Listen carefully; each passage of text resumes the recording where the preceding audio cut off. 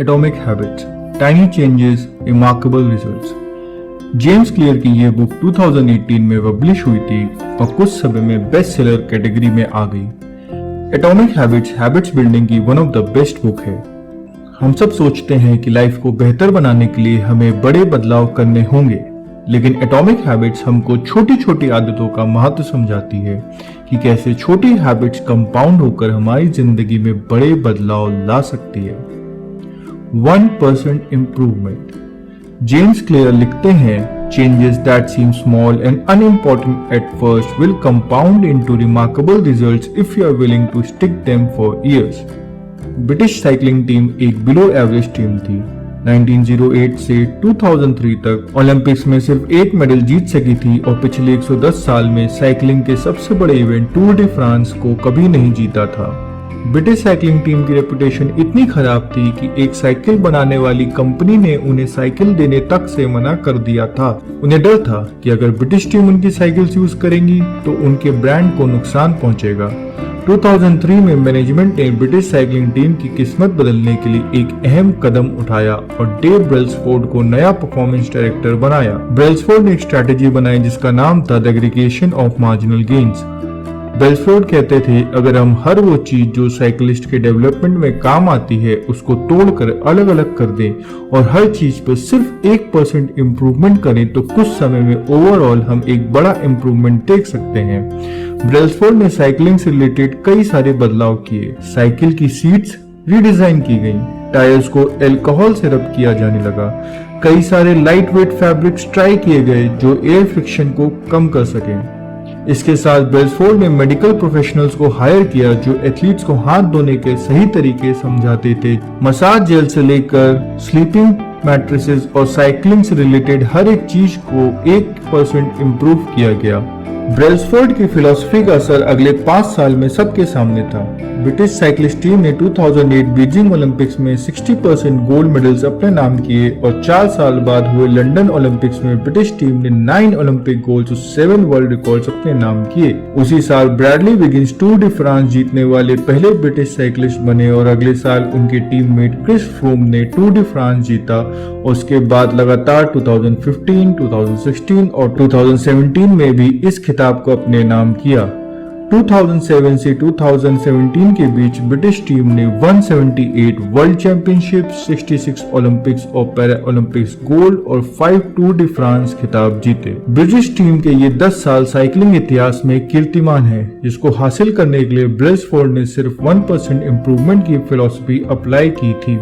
ये फिलॉसफी अगर हम अपने लाइफ में इम्प्लाई करते हैं तो हम वो सब हासिल कर सकते हैं जिसके बारे में हम सोचते हैं। जरा सोचिए, अगर हम हर दिन सिर्फ 1% खुद को इम्प्रूव करते हैं तो साल के अंत में 37% बेहतर होंगे। वैसे अगर हम हर दिन खुद को 1% वर्स करते हैं तो एक साल के अंदर हमारी वैल्यू 0 के बराबर हो जाएगी। Goals versus system. Success is the product of daily habits, not once in a lifetime transformation. सफलता का राज हमारी छोटी छोटी आदतों में छुपा होता है, नहीं कि एक बड़े लाइफ चेंजिंग इवेंट पर। अगर आप आज 1 घंटा फ्रेंच पढ़ते हैं तो आप वो लैंग्वेज आज नहीं सीख सकते, लेकिन अगर आप अपने फ्रेंच लेसन्स हर दिन 1-1 घंटा लेते हैं तो कुछ समय में आप फ्रेंच लैंग्वेज सीख जाएंगे। जेम्स क्लियर कहते हैं कि हमें रिजल्ट्स की जगह अपने पाथ ट्रैजेक्टरी पर ज्यादा ध्यान देना चाहिए। Forget about goals, focus on system instead. हमें अपनी लाइफ की अप्रोच गोल बेस्ड की जगह सिस्टम बेस्ड रखनी चाहिए, जैसे कि मशहूर कार्टूनिस्ट स्कॉट एडम्स ने कहा है, goals are about the results you want to achieve, systems are the process that leads to those results. Atomic habits आगे बताती है कैसे system based approach goal based approach से कहीं ज्यादा कारगर है। Winners and losers both has same goals. Goal setting survivorship bias है।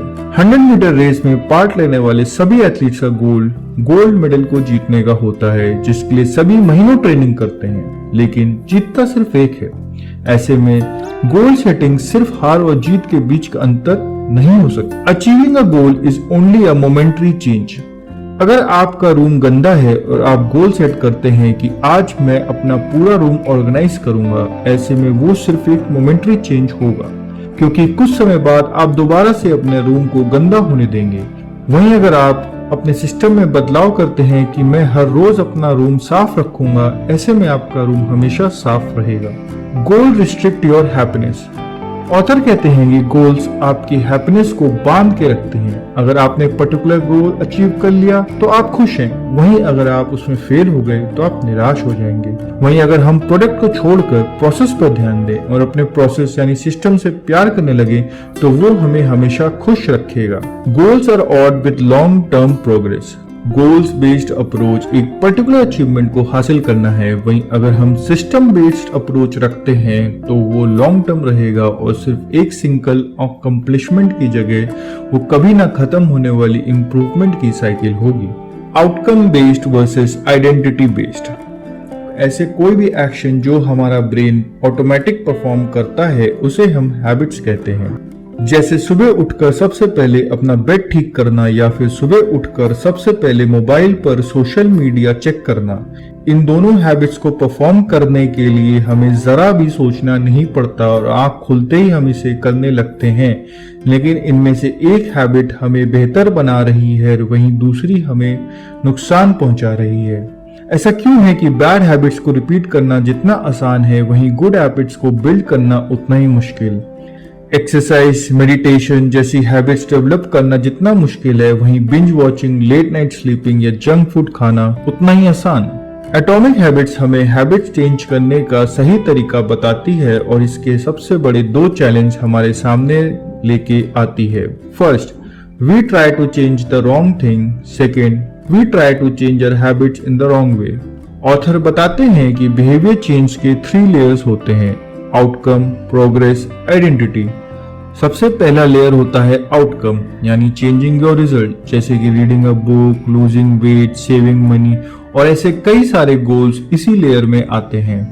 दूसरा लेयर होता है प्रोसेस यानी changing your system and habits. Gym के लिए शेड्यूल बनाना, एक डाइट चार्ट को फॉलो करना या रोज एक किताब पढ़ना, ऐसी तमाम हैबिट्स सेकेंड लेयर में आती हैं। तीसरा लेयर होता है आइडेंटिटी यानी आपका बिलीफ सिस्टम। आप किन चीजों पे बिलीव करते हैं, आपके क्या ओपिनियंस हैं, आपकी क्या अजम्पशन है और क्या बायसेस हैं, ये सब इसी लेयर का हिस्सा होती हैं। ऑथर यहाँ कहते हैं कि हम ज्यादातर समय आउटकम को चेंज करने में बिजी रहते हैं, जबकि हमें अपनी आइडेंटिटी यानी बिलीफ सिस्टम में चेंजेस लाना चाहिए। फॉर एग्जाम्पल, 2 लोग अल्कोहल छोड़ना चाहते हैं और उन्हें उनका एक फ्रेंड अल्कोहल ऑफर करता है। पहला फ्रेंड बोलता है कि वो नहीं पिएगा, वो ड्रिंक करना छोड़ रहा है, वहीं दूसरा कहता है कि वो ड्रिंक नहीं करता। यहाँ लॉन्ग टर्म में दूसरा फ्रेंड अल्कोहल छोड़ने में ज्यादा सफल रहेगा क्योंकि उसने अपनी आइडेंटिटी चेंज कर दी है, वो अब अल्कोहल पीता ही नहीं। वहीं पहला फ्रेंड अपने आउटकम को चेंज करने की कोशिश कर रहा है। हम ऐसी कई तमाम सारी बिलीफ सिस्टम को फॉलो करते हैं जो हमारी आइडेंटिटी को चेंज नहीं होने देती। जैसे मुझे नींद देर से आती है, मैं टीवी के बिना खाना नहीं खा सकता, अकेले सोने में डर लगता है। ये सारी बिलीव्स हमें हमारी आइडेंटिटी को चेंज नहीं करने देती। इसलिए सबसे जरूरी है कि हम अपने व्यू पॉइंट को बदलें जो हमें एक बेहतर आइडेंटिटी तरफ लेकर जाए।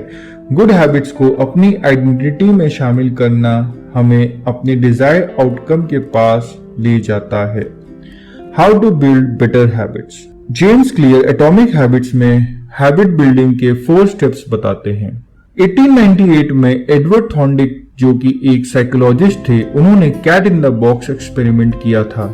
उन्होंने इसके लिए एक बॉक्स में कैट्स को रखा और उससे बाहर निकलने का एक पजल बनाया जिससे एक लीवर खुलता है और कैट्स आराम से बाहर निकल जाती है।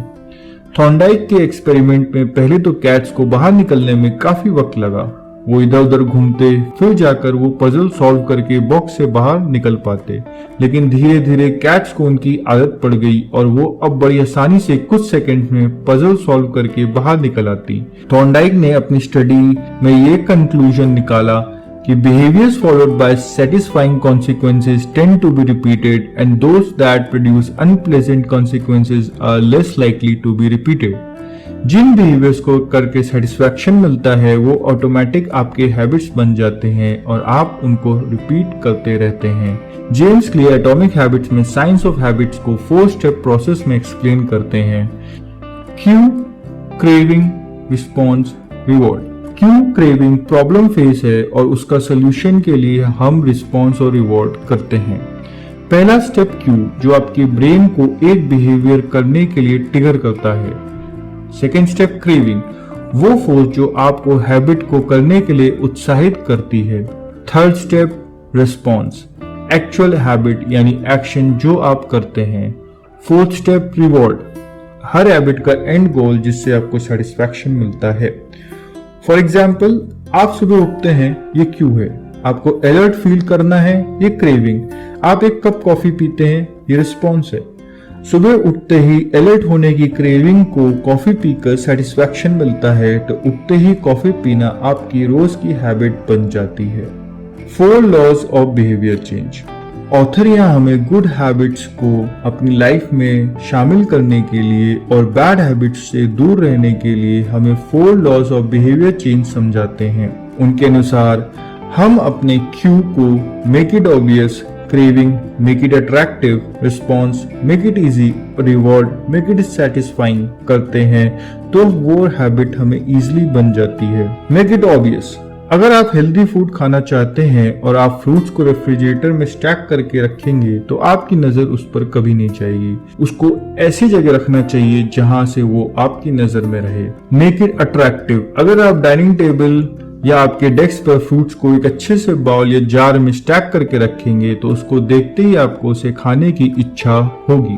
मेक इट इजी, फ्रूट ऐसी जगह होना चाहिए जहां से आपके रीच में इजी हो। अगर आप ज्यादातर समय वर्क प्लेस में बिताते हैं तो घर पर फ्रूट्स रखने में कोई फायदा नहीं, तो फ्रूट्स को अपने वर्किंग डेस्क पर रखना चाहिए। मेक इट सेटिस्फाइंग, सेटिस्फैक्शन एक नई हैबिट को बनाने में इम्पोर्टेंट रोल प्ले करता है। आप वैरायटीज ऑफ फ्रूट्स ट्राई कर सकते हैं जिससे आपको हर बार अच्छा रिवॉर्ड मिले। वहीं दूसरी तरफ अगर आप किसी बैड हैबिट्स को छोड़ना चाहते हैं तो आपको क्यू को इनविजिबल बना देना होगा। जैसे अगर मोबाइल पर ज्यादा टाइम स्पेंड कर रहे हैं तो अपना मोबाइल खुद से दूर रख सकते हैं या फिर उस पे आ रहे नोटिफिकेशंस को बंद कर सकते हैं। अनअट्रैक्टिव बनाने के लिए आप एक टफ पासवर्ड यूज कर सकते हैं जिसको बार बार यूज करने में आपके ब्रेन को कोई भी इंटरेस्ट नहीं होगा।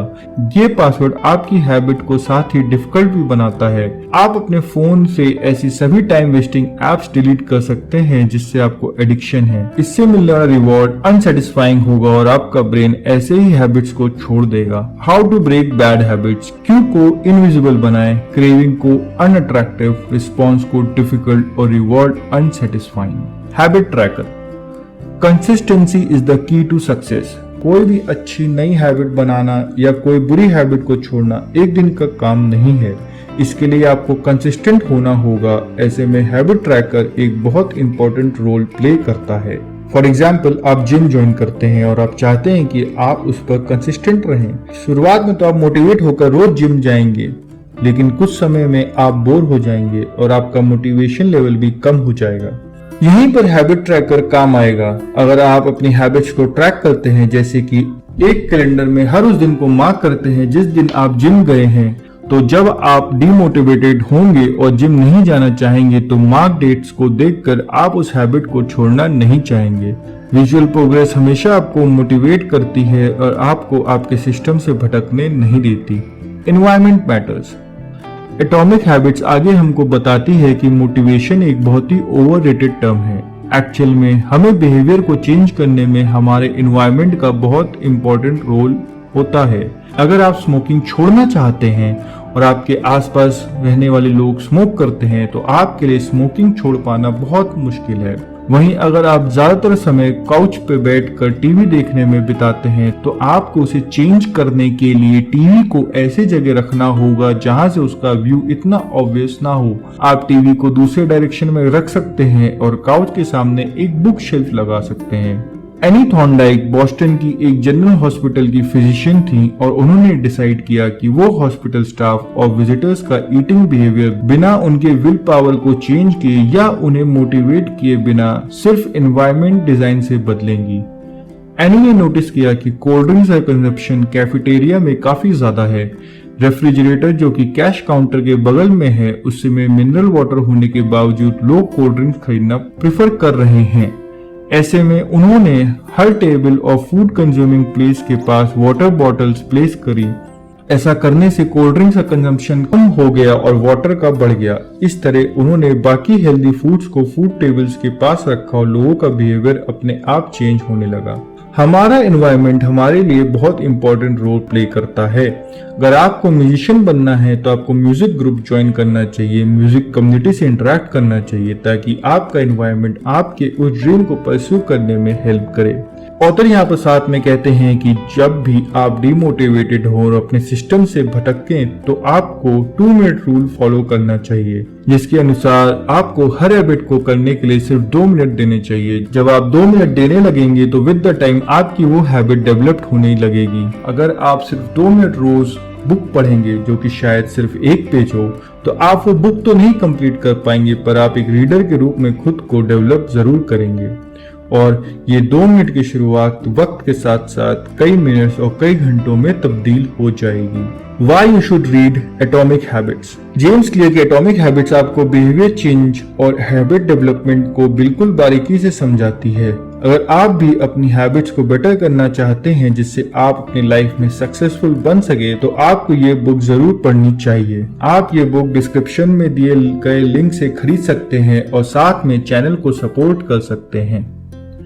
अगर आपको ये वीडियो पसंद आया हो तो प्लीज लाइक करें, शेयर करें और कमेंट करके बताएं कि आप और कौन सी बुक की समरी देखना चाहेंगे। ऐसी बुक समरीज और इंफॉर्मेटिव कंटेंट को देखने के लिए क्यूएस हॉलिक को जरूर सब्सक्राइब करें। Thank you.